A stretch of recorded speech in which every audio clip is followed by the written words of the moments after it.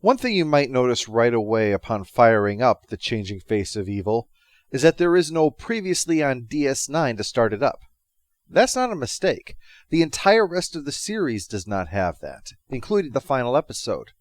People will be brought up to speed through Captain's logs and dialogue and stuff like that.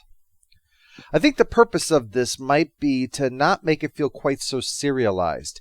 Each episode is going to attempt to tell a single story, even though the events of one episode are going to affect the next and are all building towards the grand finale.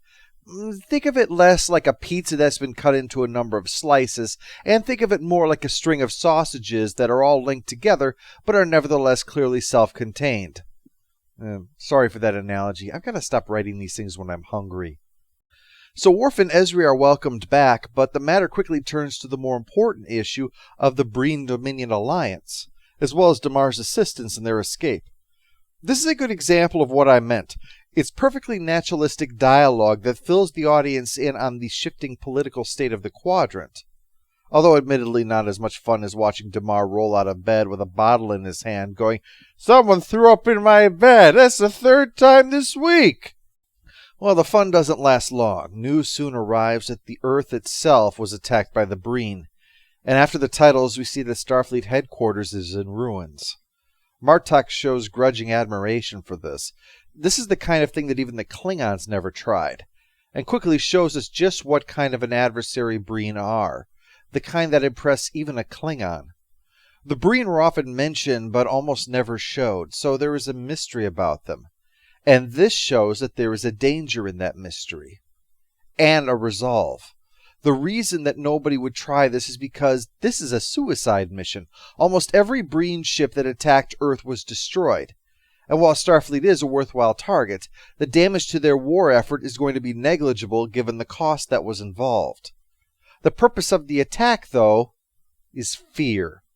Everyone in the quadrant knows that the Federation didn't even want to have a border skirmish with the Cardassians, was willing to allow their own people to die rather than risk that.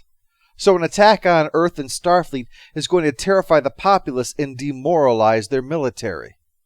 The Breen are prepared to lay down their lives to win a psychological victory over their enemies. And that in and of itself is terrifying. Speaking on that subject, we naturally cut to this scene with Cisco and Cassidy. No, I'm not referring to her cooking, although it's quite clear to both of them that that is something to be terrified of. Cassidy has a cargo run to make, and Cisco doesn't want her to go. If the Breen can attack Earth, her ship is easy pickings. But she's going anyway, and thankfully, this is handled exactly as it should be. Two people in love who are worried about one another. Not one expecting that they have control over the other one, as is often done in fiction. Cassidy doesn't take umbrage at Cisco's remark because she recognizes it for what it is, and Cisco doesn't press the matter because he's made his feelings clear and she's made hers clear. Pushing things any further would be selfish. And if you feel that even his initial remark was presumptive, remember, she just took peppers he spent 3 months growing and turned them into charcoal on the same day that he found out Starfleet was bombed and some of his friends are likely dead. I think that justifies being in a bad mood. Meanwhile, others are busy plotting. Damar is working on his revolution, first by trying to sow dissent with the Breen, and now by meeting with Gul Russet to plan their next move. On Bajor, Kai Wynn cancels all her upcoming appointments, including an assembly of the Vedics, which annoys her associate, Old Lemonface. May I ask what exactly you will be doing? You certainly may not. I'll be devoting most of my time to study and meditation. I see. Would the Kai care for some lube in case she'd like to be meditated in the butt? Dukat, a.k.a. Anjo, makes a snide remark about Lemonface, and Wynn jumps down his throat over that. It's just frustration, though, because she's forced to be a hypocrite, to pretend to follow the prophets that she is now rejected. But he assures her that the Pah-wraiths will rise up soon thanks to them, purge Bajor, and leave her as the ruler of the worthy. The answer is in the text of the Kosst Amojan. Oh, it is forbidden for anyone to open that book. Yes, anyone except the Kai. It It is said to contain great evil. Well, I can certainly see why you've kept it around then. While he's persuading her to check out the black arts section of the library, O'Brien and Bashir are debating their strategy facing Santa Anna at the Alamo. Bashir has reached the point where most gamers are ready to just break out the cheat codes, leading to disapproving looks from Worf, who of course is no stranger to losing fights. They are wasting their time. No matter how much planning they do, there is no way that they can defend that mission against an enemy that numbers in the thousands. At this point, the answer is to learn how to take a beating while still protecting your junk. That's the key. The real purpose is to discuss Ezri's newfound romantic feelings for Bashir, and to firmly put the Worf-Ezri relationship in the rearview mirror. Meanwhile, Damar is trying not to look suspicious in front of Weyoun, so they talk about the Breen instead. You know those refrigeration suits they wear? What about them? I'm sure you've read the intelligence reports that say that their home world is a frozen wasteland. Well, it's not. Then why do they wear refrigeration suits? They won't say. Strange. It's almost as if they suffered some species-wide calamity that, if caught in the early stages, could have been cured, but has since necessitated a genetic resequencing, requiring a colder climate to thrive than the planet they had actually evolved upon. Wonder what could have caused that. I'm betting a massive asshole, yeah. Anyway, on Bajor, Lemon Puss arrives with the cursed book of damnable evilness, and for some reason is uncomfortable with that. One day he comes onto Deep Space Nine, and the next he's become your closest advisor. What do we know of him? Where did he come from? What does he want? Well, he's Anjo, with knowledge of great importance, who arrived begging for help for his farm, but nevertheless has great insight into past conflicts, perhaps even related to what we learned about the ancient Bajoran city of Bahala. I mean, don't you know the prophecy? Oh, I come from old Bahala with my Anjo on his knees. Screw you, I've been waiting a whole month to say that. I stand by my terrible gag. So, she opens it up, only to discover...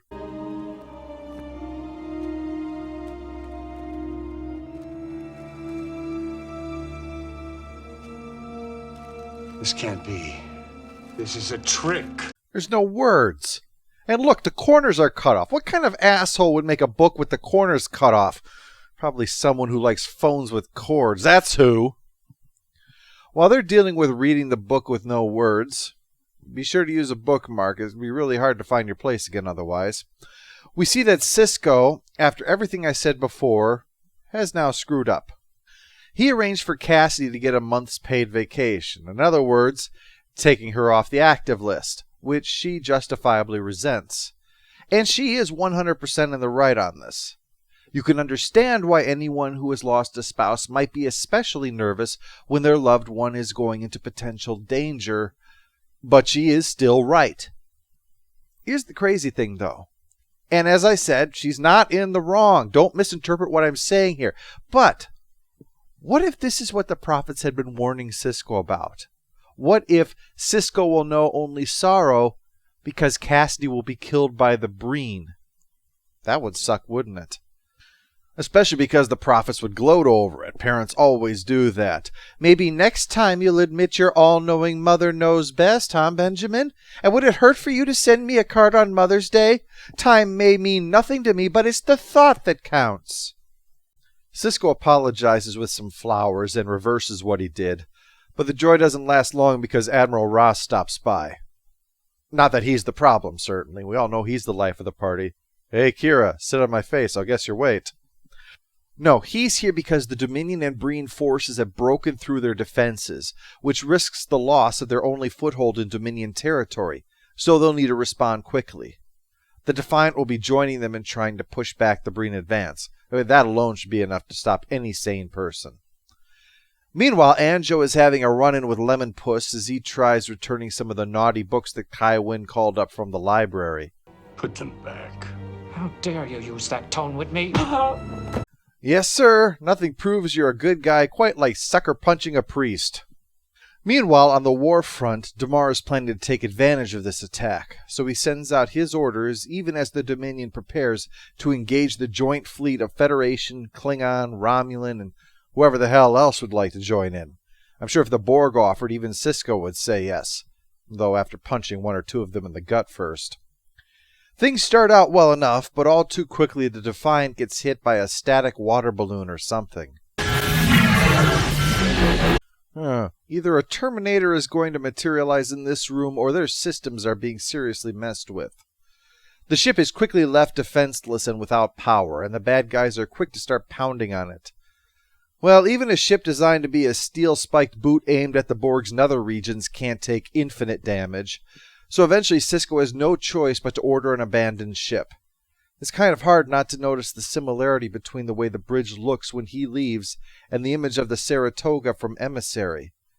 This is really turning into a bad day all around. I mean, he's lost his ship, pissed off his wife, and had his peppers burned. Now all he needs is to find out Jake borrowed his baseball and left it on the Defiant. That'd just cap this whole day. They're all easy pickings for the Dominion, but Sanders orders them not to, that it will do far more damage spreading fear with stories of this victory than it would to kill a few survivors from it. So our heroes will live to fight another day, but that doesn't look like it will go any better than this one did. When they first ran across the Dominion back in the Jem'Hadar, it looked like the bad guys held all the cards.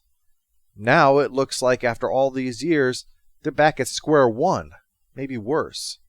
Demoralized is a pretty accurate assessment of things. Also in for some bad news is Kai Wynn, because Lemon Puss swings by and blows the lid off Dukat's disguise. The real Anjo died 9 years ago in a labor camp, and the DNA of this fellow is that of a Cardassian. She takes that pretty hard, and then he drops the bigger bombshell, that this is obviously Dukat that she's been humping this whole time.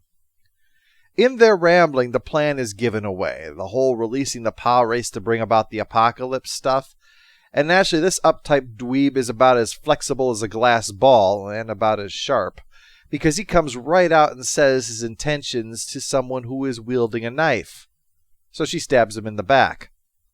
She's overall horrified at this whole situation. My life is over. The Pah-wraith sent you to destroy me. Whoa. You just murdered a man, and it's still all about you. You and Dukat really do deserve each other.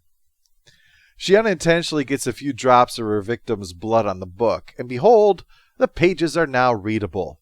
So she seems to have accepted the situation for now. I guess when you're in bed with the devil, you shouldn't be surprised if there's a little dry humping. As Ross and Cisco morosely discuss their defeat, the good news finally arrives. Damar announces the Cardassian attack on Dominion targets, and urges the people to resist their Dominion overlords. As a final middle finger on his way out the door, Damar picked the cloning facility, meaning that there are no more Wayuns if this one dies. So I guess he'll have to stay away from Worf in the future. Of course, this little distraction is just what the good guys need, but it will only be a distraction for a little while until the Dominion figures out how to deal with them. So, what are we going to do? The answer will come next time. Post-episode follow-up. Annoying character goes to Okana. He has nothing to do with this episode, but the thought of independent traders made me think of him and want to punch him in his smug face. We have a burn baby burn for Ben Cisco's motherfucking pimp hand. To think the day would come when I'd have to say that. Final score for The Changing Face of Evil is 7 out of 10. The tension is rising along with the stakes, but it's good to see that they're saving room in there for character, which is one of the strengths of this series after all. There's even a nice aside between Quark and Odo as Cisco and Cassidy argue in Odo's office. The point being that the Constable and Kira could wind up in this situation if Odo's not careful. It's a nice touch. Things have now gotten serious. The war seemed close to victory before, but is now suddenly backsliding towards defeat. The march continues with When It Rains.